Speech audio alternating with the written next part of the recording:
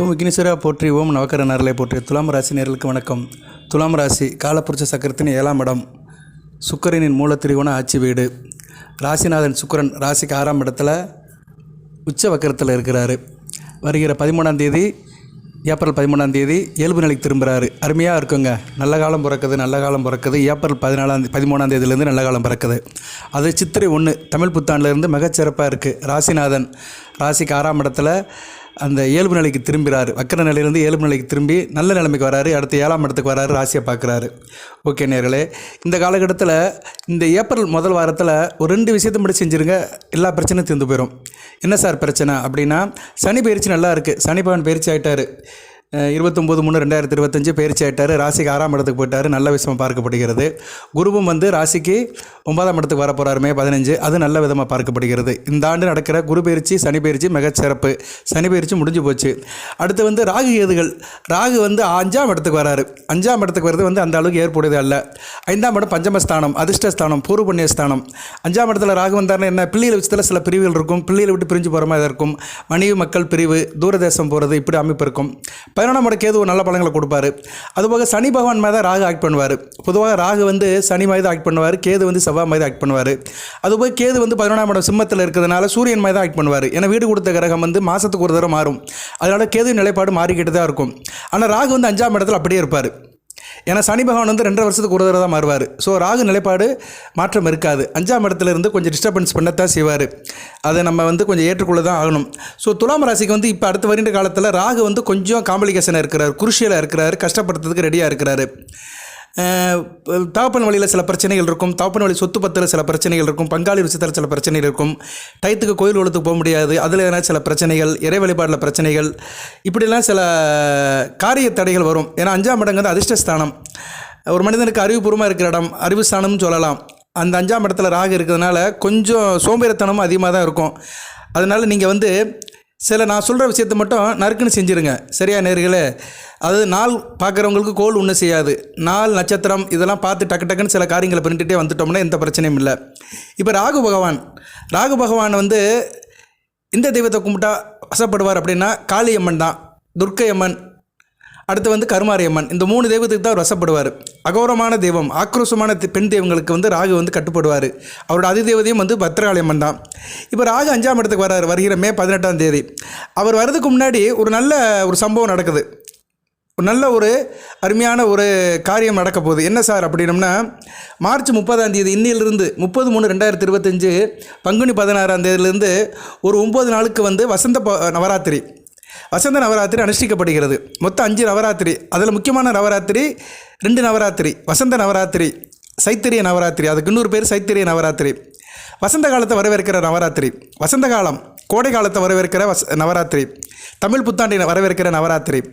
அந்த நவராத்திரி தமிழ்நாட்டில் அந்த அளவுக்கு பிரசித்தம் கிடையாது. ஆந்திரா, கன்னடா, நார்த் இந்தியாவில் பிரசித்தம். சரியா? நம்ம நாட்டில் தமிழ்நாட்டில் நவராத்திரி சாரதா நவராத்திரி. சாரதா நவராத்திரிங்கிறது என்னென்னா, அந்த 30 தெய்வங்களை கும்பிடுது, சரஸ்வதியை மையப்படுத்தி நடக்கிறது. சரஸ்வதி பூஜைன்னு சொல்கிறோம்ல, சாரதானா சரஸ்வதி அம்மன் அர்த்தம். ஸோ அதை சாரதா நவராத்திரி. இந்த 2 நவராத்திரியுமே முடியுது நல்ல முக்கியமான நல்ல முடியும். இப்போ நம்ம கொண்டாடுற நவராத்திரி ஆயுத பூஜையில் முடியும். இந்த சாரதா நவராத்திரி ஆயுத பூஜையில் முடியும். வசந்த நவராத்திரி ஸ்ரீ ராமநவமியில் முடியும். வருகிற ஏப்ரல் 6ஆம் தேதி ராமநவமி. இன்றைக்கி உகாதி, தெலுங்கு வருடப்படப்பு. அனைவருக்கும் தெலுங்கு வருடப்பட நல்வாழ்த்துக்கள். தெலுங்கு பேசுகிற மக்கள், உலகவாழ் யூடியூப்பில் தெலுங்கு பேசுகிற மக்கள் அனைவருக்கும் போதி ஜோதியின் சார்பாக நல்வாழ்த்துக்கள். ரிட்டன் வியூவர்ஸுக்கு நல்வாழ்த்துக்கள், நியூ வியூவர்ஸுக்கு வாழ்த்துக்கள், சிறந்தாழ்ந்த வாழ்த்துக்கள். ஏன்னா யூடியூப்புங்கிறது இன்றைக்கி உலகம் முழுக்க போகுது. சரியா நேர்களே? வாழ்த்துக்கள், எல்லாருக்கும் வாழ்த்துக்கள். தமிழ் தெரிந்த அனைவருக்கும் வாழ்த்துக்கள். இதை டிரான்ஸ்லேட் பண்ணி கேட்குற அனைவருக்கும் வாழ்த்துக்கள். ஓகே, இப்போ துலாம் ராசி சித்திரை, சுவாதி, விசாகம் இந்த 3 நட்சத்திரத்தில் பிறந்தவங்களுக்கு 5ஆம் இட ராகு சில அசுப பலன்களை கொடுப்பார், இல்லைன்னு சொல்ல முடியாது. அவர் அங்கே சுயசாரத்தில் தான் போகிறாரு. ராசிக்கு ஆகாத நட்சத்திரத்தில் தான் போகிறாரு. குரு நட்சத்திரத்தில் போகிறாரு. குரு ராசிக்கு 3, 6 குடைவன் தான். கொஞ்சம் வில்லங்க இருக்க தான் செய்யும். அடுத்து தான் சுயசாரம் சரியத்தில் வருவார். அதுக்கடுத்து அவிட்டம். ஸோ கும்பத்தில் உள்ள அந்த 3 நட்சத்திரமே துலாமுக்கு ஏற்ற நட்சத்திரமாக கிடையாது. அதனால் நீங்கள் என்ன பண்ணுங்கன்னா, வருமுன் காப்போம், வளமாக இருப்போம். அதாவது எந்த ஒரு காரியத்தையுமே முன்னாடியே அதுக்கு நம்ம செஞ்சு வச்சிட்டோம்னு வச்சுக்கோங்களேன், பிரச்சனை இல்லாமல் இருக்கலாம். மழை பெய்யும்போது தண்ணியை டேமில் தேங்கி வைக்கிற மாதிரி நம்ம ஒரு நல்ல சம்பவங்கள் நடக்கும்போது வழிபாடு அதிகப்படுத்தணும். இப்போ வந்து இந்த சக்தி வழிபாடு அதிகமாக இருக்குது. நவராத்திரினாலே வந்து பெண்கள் அதிகமாக கும்பிடுவாங்க. ஒரு வலு பெறும் 1008 சக்தி பீடம் இருக்குது இந்தியாவில். அதில் வந்து நார்த் இந்தியாவில் நிறையா இருக்குது. என்ன சொல்ல வரேன்னா, இப்போ வந்து இந்த வசந்த நவராத்திரி முன்னிட்டு பெண்கள் வந்து 9 நாட்கள் விரதம் இருப்பாங்க. மார்ச் 30 ஏப்ரல் 7 வரைக்கும். சரியா நேரில் 9 நாட்கள் வந்து முக்கியமான நாட்களாக பார்க்கப்படுகிறது. இந்த நாட்களில் நீங்கள் 2 நாட்கள் வந்து கோயிலுக்கு போயிட்டு வந்துடுங்க. போயிட்டு வந்துட்டிங்கன்னா இந்த ராகுவால் வர்ற இந்த கெடுபலங்கள்லாம் சரியாக போயிடும். அது ராகு பயிற்சிக்கு பின்னாடி வருகிற கெடுபலன்கள், தீவினைகள் எல்லாமே தெரியாமல் போய்விடும், இருந்த இடம் தெரியாமல் போய்விடும். அந்த அன்னை காளியவோ துர்க்கையவோ கருமாரியோ வணங்க மலை போல வர வினையெல்லாம் பனி போல திருந்து விடும். சூரியனுக்கு கண்ட பனி போல எல்லாமே நீர்த்து போய்விடும். அப்போ என்னைக்கு சார் கும்பிடலாம் அப்படின்னு பார்த்தோம்னா, 2 நாள் சொல்கிறேன் உங்களுக்கு. நான் இந்த 2 நாட்கள் வழிபாடு பண்ணுறேன்னா முக்கிய பிரச்சனைகளை தீர்ந்து போய்விடும். 3 வருஷத்துக்கு நல்லா இருக்கலாம். ஏன்னா ராகு வந்து அடுத்து 5ஆம் இடம் 4ஆம் இடத்துக்கு வருவார். 5 நாளில் வந்து ராகு இருக்கக்கூடாது. ஒரு கோணத்திலையும் ஒரு கேந்திரத்திலையும் வரக்கூடாது.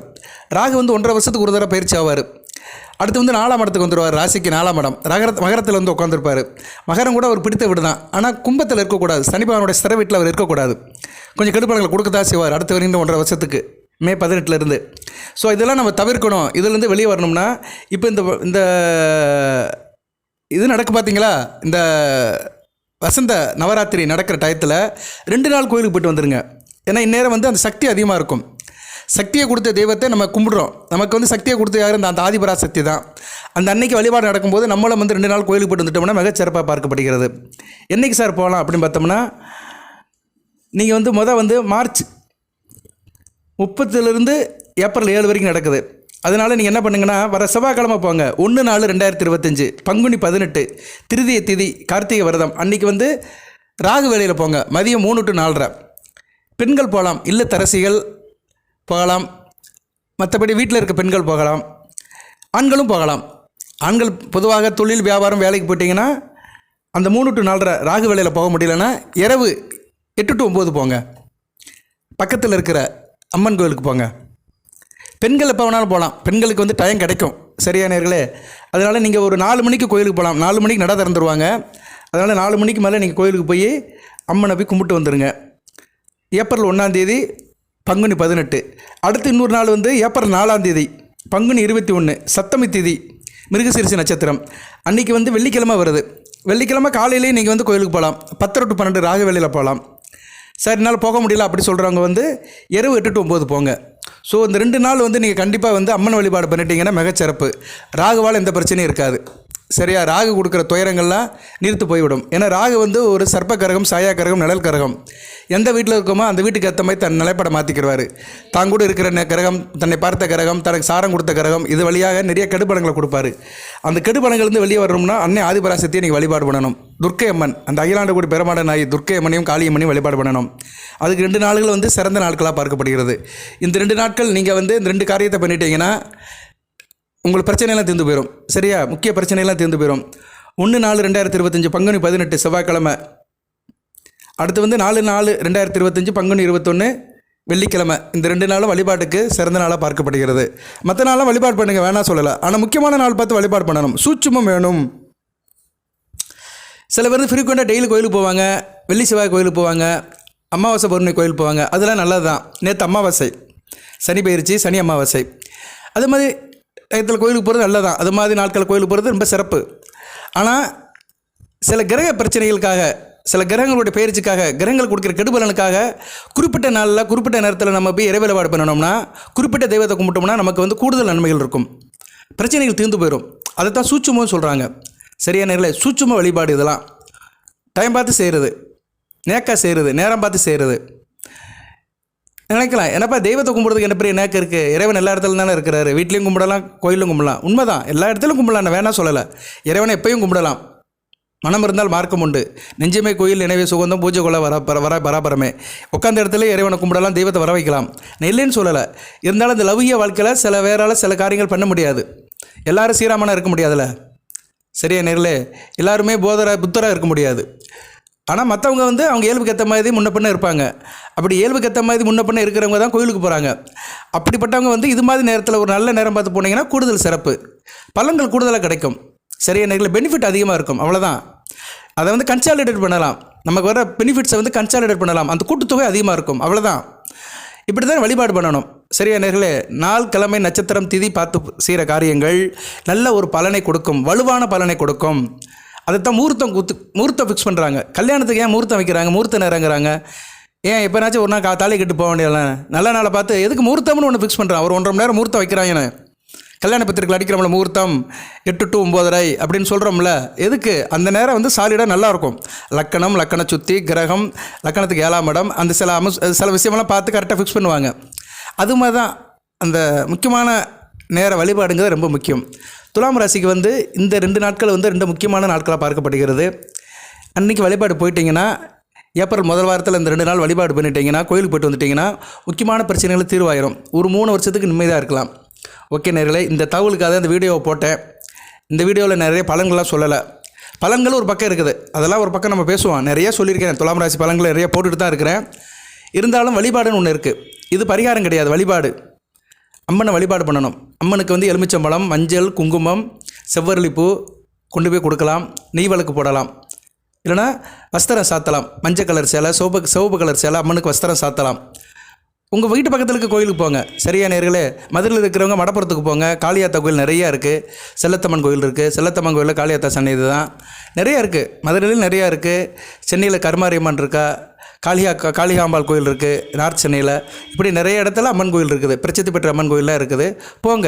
தில்லை காளி இருக்கா சிதம்பரத்தில். இப்படி நிறைய சொல்லலாம். சரியா நேர்களே? வாய்ப்பு இருக்கிறவங்க கொஞ்சம் தூரமாக போங்க. வாய்ப்பு இல்லாதவங்க பக்கத்தில் இருக்க கோயிலுக்கு போங்க. அம்மன் கோயிலுக்கு போய்ட்டு வாங்க. நல்லபடியாக நடக்கும். இந்த ராகு பயிற்சி 5ஆம் இடத்துக்கு பஞ்சமஸ்தானத்துக்கு வருகிற ராகுவுடைய தாக்கம் வெகுவாக குறையும்.